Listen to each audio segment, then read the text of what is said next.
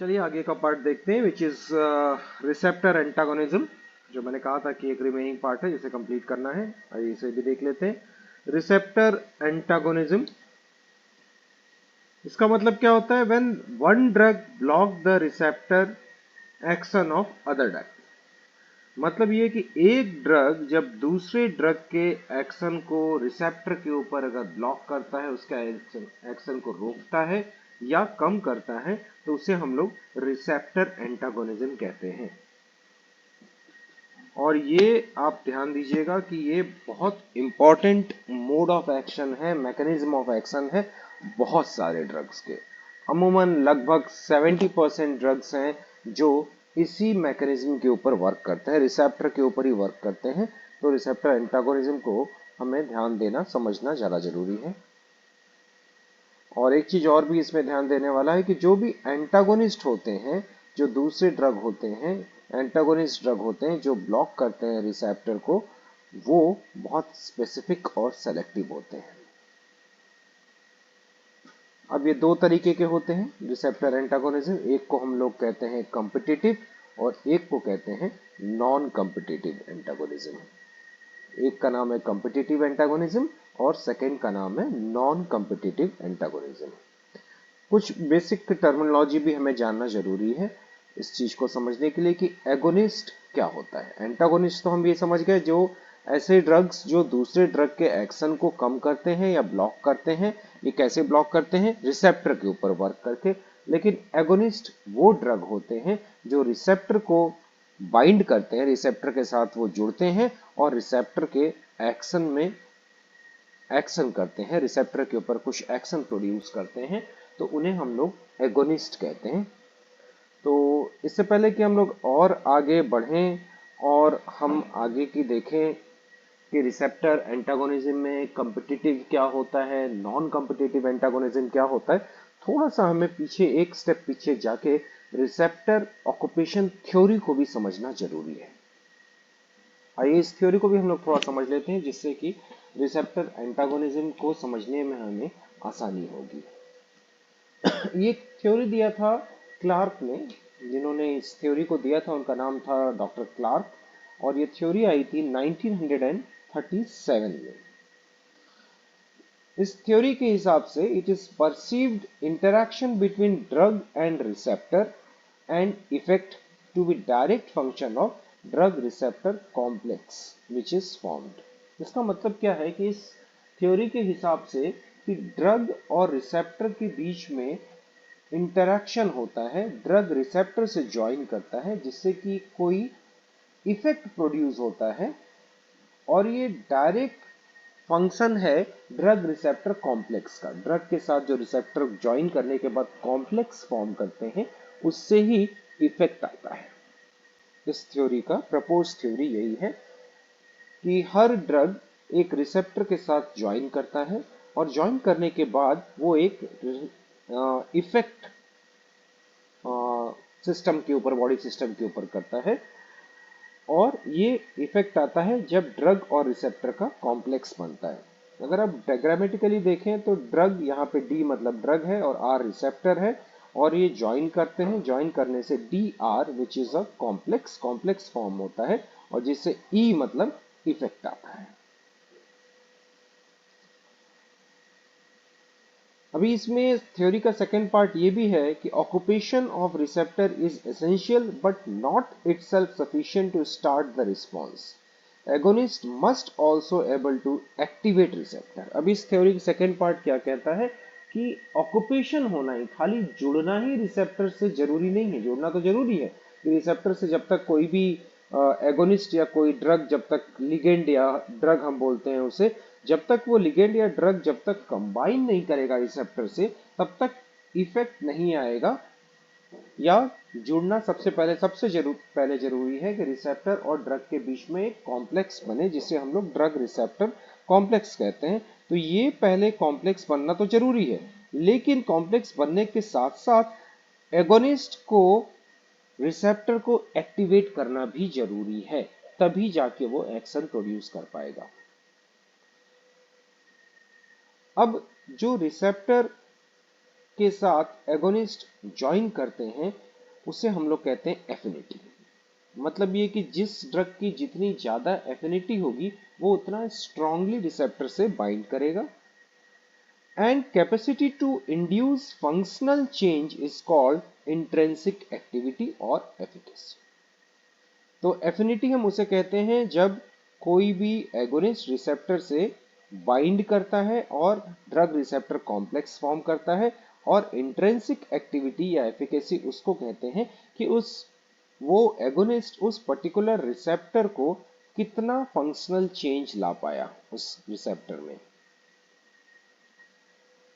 Intrinsic activity of drug is a measure of its ability to produce the functional change in receptor। जो मैंने कहा था उसी चीज की ये दोहरा दिया है लाइन में कि इंट्रिंसिक एक्टिविटी ड्रग की वो होती है, उसको हम ऐसे मेजर करते हैं कि वो कितने एबिलिटी में फंक्शनल चेंज रिसेप्टर में ला पा रहा है, और उसको मापने का तरीका है 0 से लेके 1 तक। 0 मतलब नो इफेक्ट, 1 मतलब मैक्सिमम इफेक्ट। अब इसके बाद जो बचा हुआ पार्ट है which is receptor occupation theory का। एगोनिस्ट क्या होता है? Agonist have both the affinity and maximum intrinsic activity. मतलब क्या होता है? एगोनिस्ट का एफिनिटी भी होता है, ज्वाइन करने की कैपेसिटी भी होती है, और उसका एफिकेसी भी मैक्सिमम होता है, जिसको हम लोग अगर हम देखें स्केल में तो ये 1 होता है। 0 मिनिमम मैंने बताया था जिसका कोई इफेक्ट नहीं, और 1 मैक्सिमम। इसके बाद होता है कॉम्पिटिटिव एंटागोनिज्म। एंटागोनिज्म क्या होते हैं? Have affinity but no intrinsic activity. इनका कोई इफेक्ट नहीं होता है, इंट्रिंसिक एक्टिविटी इनकी 0 होती है लेकिन एफिनिटी होती है। पार्शियल एगोनिस्ट क्या होता है?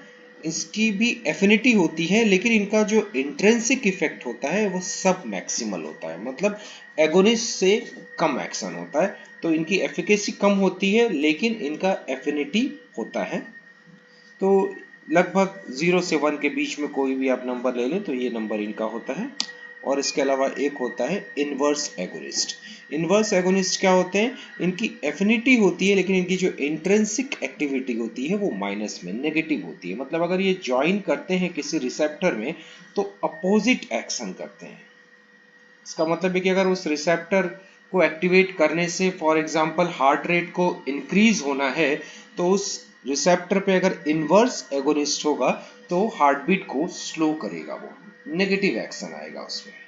तो ये बेसिक रिसेप्टर जो मैंने अभी बताया, ये रिसेप्टर ऑक्यूपेशन थ्योरी है। अब हम आगे देखते हैं अपने प्रीवियस पार्ट पे विच इज कॉम्पिटिटिव एंटागोनिज्म। इसमें agonist is chemically similar to the antagonist, या हम रिवर्सली बोले तो जिसमें जो एंटागोनिस्ट होता है उसकी केमिकल सिमिलरिटी होती है एंटागोनिस्ट से, और वो एंटागोनिस्ट एगोनिस्ट के साथ कंपीट करता है। ये ए जो पहला वाला पिक्चर आप देखें तो आप इसमें देखिए कि ये एगोनिस्ट है और ये है साइट, रिसेप्टर है, ये पिंक वाला रिसेप्टर है।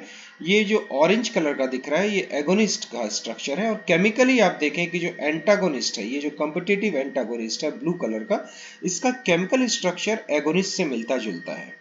तो ये रिसेप्टर के साइट पे जाके ये क्या करते हैं कि ये रिसेप्टर के साइट पे जाके, जिस साइट पे ऑलरेडी एगोनिस्ट को जाके ज्वाइन करना है वहां जाके एंटागोनिस्ट ज्वाइन कर लेते हैं। जो डी वाला स्ट्रक्चर को अगर आप देखेंगे तो ये एंटागोनिस्ट ज्वाइन कर लिए, और एगोनिस्ट जाके यहाँ पे इस सेम रिसेप्टर के पार्ट पे जहां एगोनिस्ट को ज्वाइन करना चाहिए था अब वो ज्वाइन नहीं कर पा रहे हैं और एक्शन ब्लॉक हो जा रहा है।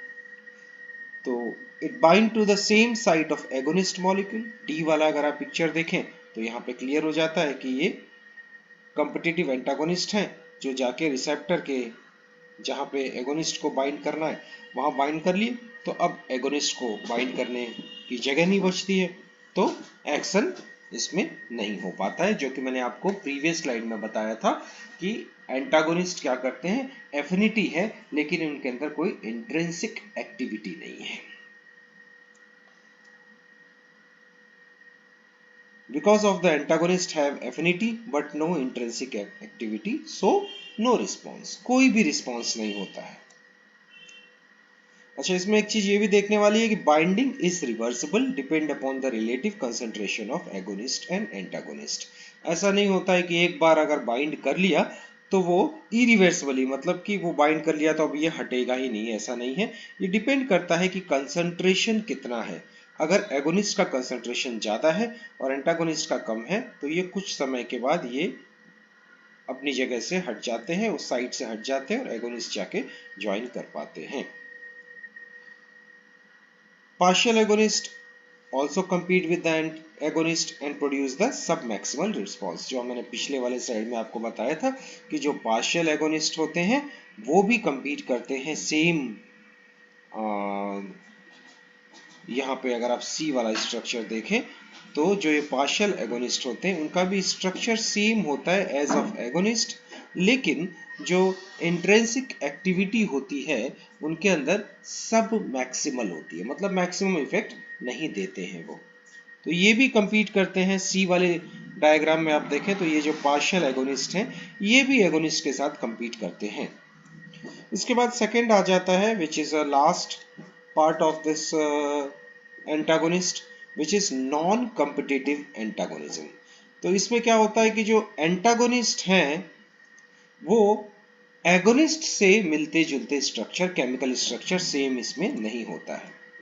And they bind to the different site, मतलब ये क्या करते हैं रिसेप्टर के दूसरे साइट पे बाइंड करते हैं। अगर हम पिछला वाला आप देखें इस डायग्राम को तो आपको समझ में आएगा कि इसमें ये ई वाला जो स्ट्रक्चर है ये है उसका एग्जाम्पल। तो ये जो साइट आप देख रहे हैं ये नॉन कॉम्पिटिटिव एंटागोनिज्म है, और ये जो साइट है इस साइट का नाम है, यहाँ आप ए वाले में देखिए तो इसी को हम लोग कहते हैं एलोस्ट्रिक साइट। एलोस्ट्रिक साइट वो साइट होता है जो रिसेप्टर में जो एक्शन करने वाला साइट है उसके अलावा एक जगह और होता है, और यहाँ पे जाके ये जो नॉन कॉम्पिटिटिव एंटागोनिस्ट हैं वो जाके यहाँ ज्वाइन करते हैं। तो जैसा मैंने बताया था ये केमिकली सेम नहीं होते हैं एगोनिस्ट से, and they bind to the different site which is allosteric site, जिसको हम लोग एलोस्ट्रिक साइट बोलते हैं। And they alter the receptor in such a way that the जो एगोनिस्ट है, यहाँ पे नीट लिखा हुआ लेकिन इसका मतलब एगोनिस्ट है, इसका मतलब कि जो एगोनिस्ट है which is unable to bind to the receptor. तो ये क्या करते हैं कि ये जाते हैं और ये जाके रिसेप्टर के दूसरे जगह पे एलोस्ट्रिक साइट पे जाके दूसरे जगह पे जाके रिसेप्टर को बाइंड कर लेते हैं, और बाइंड करने से क्या होता है कि जो एगोनिस्ट है वो ज्वाइन नहीं कर पाता है, क्योंकि ये स्ट्रक्चरल चेंज या सम चेंज ला देते हैं रिसेप्टर के ऊपर में जिससे वो ज्वाइन नहीं कर सके।